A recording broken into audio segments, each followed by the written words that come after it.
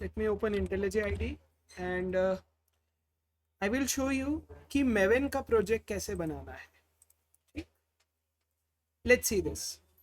पहले थोड़ा थियरी पढ़ लेते हैं अबाउट स्प्रिंग बूट. ठीक, चलिए let's talk about spring boot. Spring boot पढ़ने से पहले हमें एक और चीज़ पता रहना चाहिए, दैट इज स्प्रिंग फ्रेमवर्क. सबसे पहले फ्रेमवर्क का मतलब क्या होता है? फ्रेमवर्क का मतलब कलेक्शन ऑफ क्लासेस और कलेक्शन ऑफ लाइब्रेरीज जो यूज होते हैं सॉफ्टवेयर एप्लीकेशन को डेवलप करने के लिए. तो स्प्रिंग फ्रेमवर्क एक ऐसा collection of classes and libraries है जो हमें हेल्प करेगा जावा एप्लीकेशंस क्रिएट करने के लिए. फ्रेमवर्क मतलब क्या? फ्रेमवर्क मतलब एक ऐसा टूल, एक ऐसा कलेक्शन ऑफ लाइब्रेरीज जो हमें हेल्प करता है सॉफ्टवेयर एप्लीकेशन डेवलप करने के लिए. स्प्रिंग फ्रेमवर्क काफी समय से चल रहा है, एक ऐसी टेक्नोलॉजी जो बहुत टाइम से चल रही है. जनरली सॉफ्टवेयर डेवलपर उस टेक्नोलॉजी को बोलते हैं मैच्योर टेक्नोलॉजी, जो कि हेवीली इंडस्ट्री के अंदर यूज हो रही है. तो spring framework is a very mature framework. Majority of government projects अभी भी स्प्रिंग के अंदर बने हुए हैं. So it is a very good skill कि आप लोगों को स्प्रिंग फ्रेमवर्क जैसी चीज आए, क्योंकि most of the projects are still in Spring and Spring Boot, and that is the reason you should learn these concepts very nicely. ठीक, ये सारी चीजें क्या होती है मैं समझाऊंगा, लेकिन स्प्रिंग फ्रेमवर्क के पहले एक और टेक्नोलॉजी थी जिसका नाम है EJB, एंटरप्राइज जावा बीन्स. ये भी एक टेक्नोलॉजी है जो पहले डेवलपर्स यूज करते थे जावा लैंग्वेज के थ्रू वेब एप्लीकेशंस को क्रिएट करने के लिए. वेब एप्लीकेशन मतलब UI and server. UI and server, that is nothing but web application. तो पहले स्प्रिंग के पहले एंड स्प्रिंग बूट के पहले एक टेक्नोलॉजी यूज होता था जिसका नाम है एंटरप्राइज जावा बीन्स. फिर अब लोग क्यों यूज नहीं करते एंटरप्राइज जावा बीन्स? उसके पीछे भी बड़ा सिली सा रीजन है कि एंटरप्राइज जावा बीन के अंदर हमें सारी चीजें खुद से लिखनी होती है. Let me give you one scenario जो कि आप लोगों को समझने में हेल्प करेगा.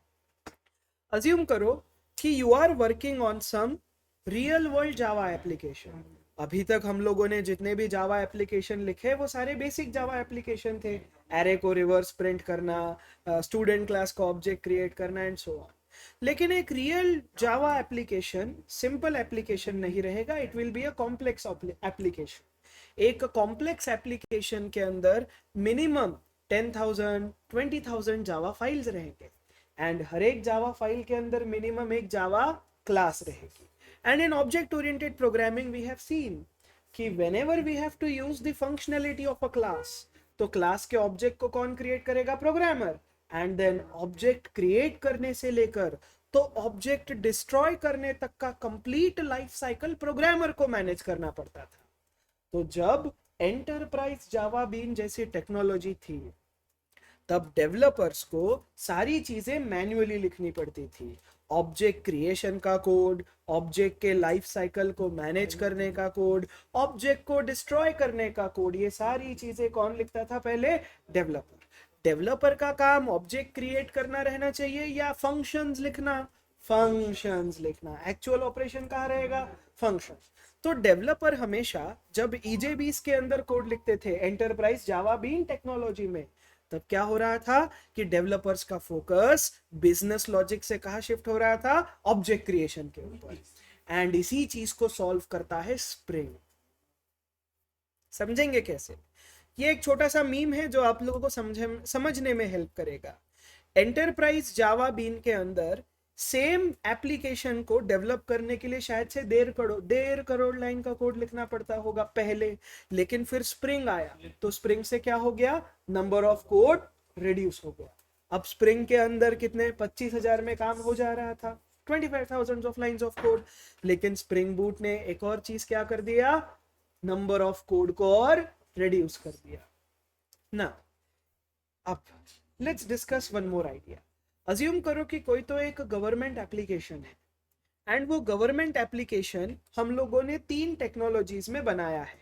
पहला एप्लीकेशन बनाया है एंटरप्राइज जावा बीन में, दूसरा एप्लीकेशन बनाया है स्प्रिंग में, एंड तीसरा एप्लीकेशन बनाया है स्प्रिंग बूट में। तीनों एप्लीकेशन सेम है, तीनों का फंक्शनैलिटी भी सेम है, लेकिन एप्लीकेशन 1 में डेटाबेस को कनेक्ट करने वाला कोड, डेटाबेस को कनेक्ट करने वाला कोड, डेटाबेस के लाइब्रेरीज को मैन्युअली डाउनलोड, इंस्टॉल, प्रोजेक्ट के अंदर सेट करने वाली चीजें कौन कर रहा है यहाँ पे? डेवलपर। Is this clear? तो इससे क्या हो रहा है? नंबर ऑफ लाइंस बढ़ रहे हैं।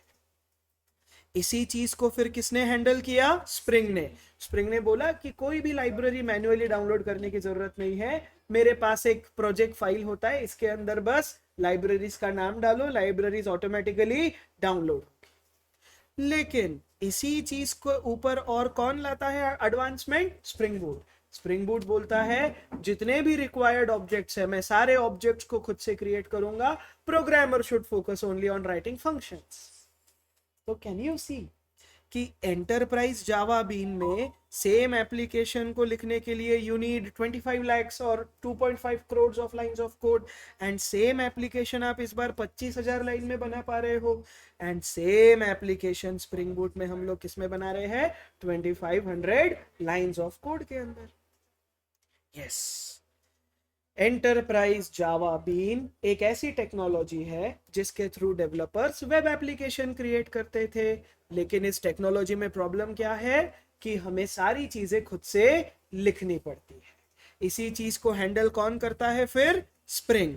एंड स्प्रिंग के ऊपर एक और प्रोजेक्ट बना है जिसका नाम है स्प्रिंग बूट, जो कि नंबर ऑफ लाइंस को और रिड्यूस कर देता है। समझ में आया? ये सब ठीक है। नाउ इनिशियली वेब एप्लीकेशन बनाने के लिए जो मैंने नाम लिया था एंटरप्राइज जावा बीन, ये यूज होता है जावा ईई के साथ। जावा के टोटल 3 वर्जन्स होते हैं, Java SE, Java ME and Java EE. हम लोग जो जावा पढ़ते हैं that is standard edition. SE का मतलब स्टैंडर्ड एडिशन। ये जावा एसई वाला लैंग्वेज यूज होता है टर्मिनल वाले एप्लीकेशंस बनाने के लिए। किस चीज के लिए? टर्मिनल वाले एप्लीकेशन बनाने के लिए। जावा एमई, एमई का मतलब माइक्रो एडिशन। जावा एमई यूज होता है माइक्रो कंट्रोलर के ऊपर जावा को रन करने के लिए, माइक्रो प्रोसेसर के ऊपर नहीं, माइक्रो कंट्रोलर के ऊपर। एंड जावा ईई यूज होता है सर्वर क्रिएट करने के लिए। किस चीज के लिए? सर्वर। सर्वर मतलब एक ऐसा एप्लीकेशन जो कंटिन्यूअसली रनिंग स्टेट में होता है। बस अभी के लिए याद रखो कि सर्वर मतलब एक ऐसा एप्लीकेशन जो कंटिन्यूअसली रनिंग स्टेट में है। बस अभी तक हम लोगों ने जो प्रोग्राम लिखे वो स्टार्ट हो रहे थे एंड कुछ समय के बाद एंड। एक ऐसा एप्लीकेशन जो हमेशा रन हो रहा है उस एप्लीकेशन को कहा जाता है server. Anyways I will explain letter. लेकिन इनिशियली वेब डेवलपर्स जो टेक्नोलॉजी यूज करते थे उस टेक्नोलॉजी का नाम है जावा ईई। जावा ईई को अडेप्ट करना स्टार्ट हुआ 1999 से। ऐसे करते करते जावा ईई कहाँ तक चला? लास्ट 2022 तक। स्प्रिंग फ्रेमवर्क की एंट्री होती है 2004 में।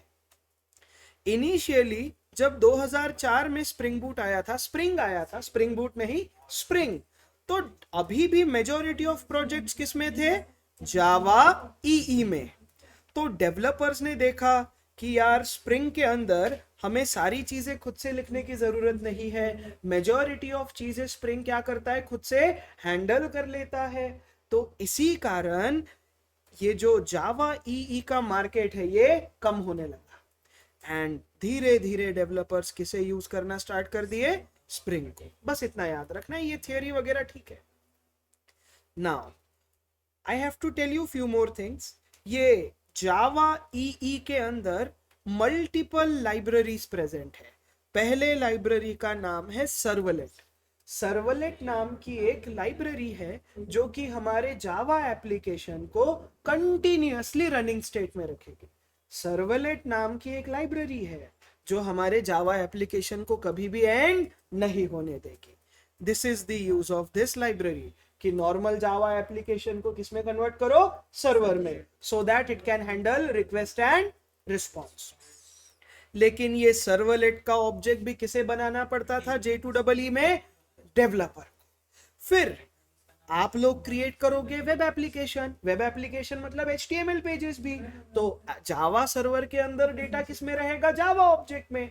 जावा ऑब्जेक्ट के डेटा को HTML पेज के साथ जोड़ने के लिए एक और लाइब्रेरी यूज होती थी जिसका नाम है JSP, जावा सर्वर पेजेस। जावा ऑब्जेक्ट के डेटा को HTML पेज के अंदर इंजेक्ट करने के लिए एक लाइब्रेरी यूज होती है जिसका नाम है JSP। एंड इस लाइब्रेरी का ऑब्जेक्ट मल्टीपल सेटिंग्स किसे लिखने पड़ते थे, डेवलपर को।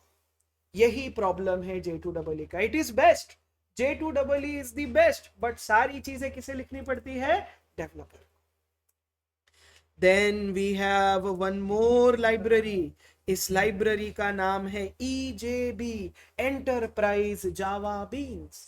ये J2EE के अंदर भी ऑब्जेक्ट को मैनेज करने वाली लाइब्रेरी है, लेकिन इस लाइब्रेरी को डाउनलोड, इंस्टॉल एंड इस लाइब्रेरी का प्री कॉन्फ़िगरेशन वाला कोड, सारी चीजें किसे लिखनी पड़ रही थी, डेवलपर को। J2EE के अंदर एक और लाइब्रेरी प्रेजेंट है जिसका नाम है JMS, जावा मैसेज सर्विस। ये यूज होती है मैसेजिंग एप्लीकेशन बनाने के लिए, लेकिन इस क्लास का भी ऑब्जेक्ट, इस लाइब्रेरी के अंदर भी जो मल्टीपल क्लासेस है, हर एक क्लास के ऑब्जेक्ट को कौन क्रिएट कर रहा था, डेवलपर। एंड जब जब आप लोग ऑब्जेक्ट क्रिएट करते हो तो मेमोरी हीप के अंदर बनती है, एंड अगर हीप मेमोरी फुल हो गया तो आप लोगों का एप्लीकेशन कंटिन्यू काम नहीं कर पाएगा।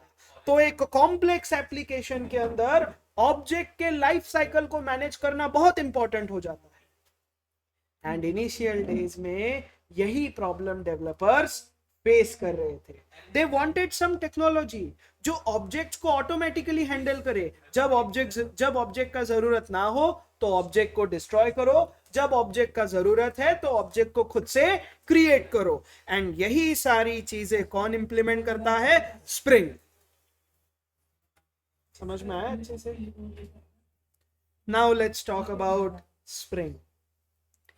Spring is a collection of project. जिस प्रकार से हमारे पास J2EE के अंदर मल्टीपल लाइब्रेरीज है अलग अलग वेब डेवलपमेंट सिनेरियो के लिए, अगर मुझे जावा एप्लीकेशन को डेटाबेस के साथ कनेक्ट करना है तो ये J2EE हमें एक लाइब्रेरी प्रोवाइड करता है जिसका नाम है JPA, जावा परसिस्टेंस API। ये भी लाइब्रेरी का ऑब्जेक्ट किसे क्रिएट करना पड़ता था, पहले डेवलपर को। पूरा कोड भी किसे लिखना पड़ता था, डेवलपर को। Is this clear? तो हर एक वेब डेवलपमेंट का सिनेरियो कौन कवर करता था, पहले JavaEE, लेकिन मैन्युअल कॉन्फ़िगरेशन ज्यादा था, मैन्युअल कोड लिखना ज्यादा था। एंड इसी चीज को स्प्रिंग फ्रेमवर्क स्मार्टली हैंडल करता है। हर एक वेब डेवलपमेंट के सिनेरियो के लिए स्प्रिंग बूट के पास अलग अलग प्रोजेक्ट है। अगर हमें मैसेजिंग वाले एप्लीकेशन बनाने हैं तो स्प्रिंग के पास स्प्रिंग बूट नाम का एक प्रोजेक्ट है। अगर हमें जावा एप्लीकेशन को डेटाबेस के साथ कनेक्ट करना है तो जैसे J2EE के अंदर JPA था, वैसे स्प्रिंग कोर के पास कौन सा प्रोजेक्ट है, स्प्रिंग डेटा, जो कि जावा एप्लीकेशन को मल्टीपल डेटाबेस के साथ कनेक्ट कर सकता है। तो Spring is not a single technology, it is a group of technology. Spring is not a single technology, it is a group of technology.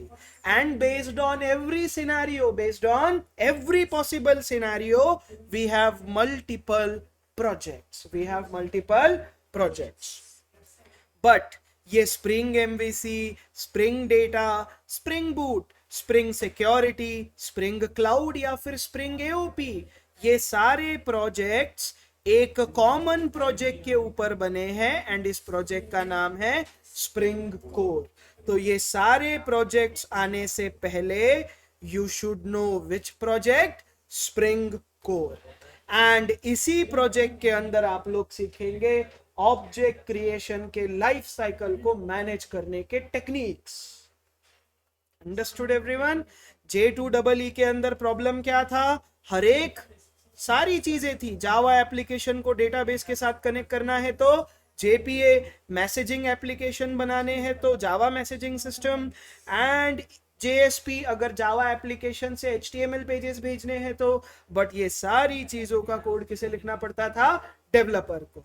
Spring ने क्या कर दिया? जावा एप्लीकेशन से अगर एचटीएमएल पेजेस भेजने हैं तो कौन सा प्रोजेक्ट है? Spring MVC. जावा एप्लीकेशन से अगर जेसन में डेटा भेजना है तो we have Spring Boot. Java application को अगर डेटाबेस के साथ कनेक्ट करना है तो we have Spring Data. And in सारे प्रोजेक्ट्स का ऑब्जेक्ट स्प्रिंग बूट खुद से बनाता है। हमें मिनिमम सेटिंग्स प्रोवाइड करनी है, एंड वो सेटिंग्स हम लोग आगे चल के प्रोवाइड करेंगे एप्लीकेशन डॉट प्रॉपर्टीज नाम के फाइल के अंदर। ये समझाऊंगा कैसे होता है। बट आई होप यहां तक आप लोगों को समझ में आया कि spring is not a single project, it is a group of project. And हर एक वेब डेवलपमेंट के सिनेरियो के लिए वी हैव मल्टीपल प्रोजेक्ट्स। लेकिन ये सारे प्रोजेक्ट किसके ऊपर बने हैं? स्प्रिंग कोर नाम के प्रोजेक्ट के ऊपर। And that is the reason the very first project we should learn is Spring Core.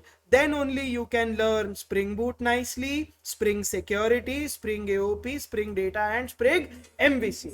ये सारे प्रोजेक्ट आने से पहले कौन सा प्रोजेक्ट आना चाहिए? Spring Core. इस प्रोजेक्ट के अंदर मल्टीपल फीचर्स प्रेजेंट है। पहले फीचर का नाम है स्प्रिंग कोर कंटेनर, दूसरे फीचर का नाम है आईओसी, आईओसी का मतलब इन्वर्जन ऑफ कंट्रोल, तीसरे फीचर का नाम है डीआई, डिपेंडेंसी इंजेक्शन, चौथे फीचर का नाम है बीन्स। ये क्या होता है मैं आगे चल के सारी चीजें समझाऊंगा। कॉन्टेक्स्ट मतलब एप्लीकेशन का मेमोरी, मेमोरी के अंदर अगर ऑब्जेक्ट बने हैं तो ऑब्जेक्ट को फेच करने के लिए एक स्पेशल लैंग्वेज यूज होता है, उस लैंग्वेज का नाम है spring expression language, spring expression language. यही है full form of SPEL, spring expression language. ये क्या होता है सब समझाऊंगा। इतना समझ में आया? हो गया? अभी रेस्ट, थक जाओगे।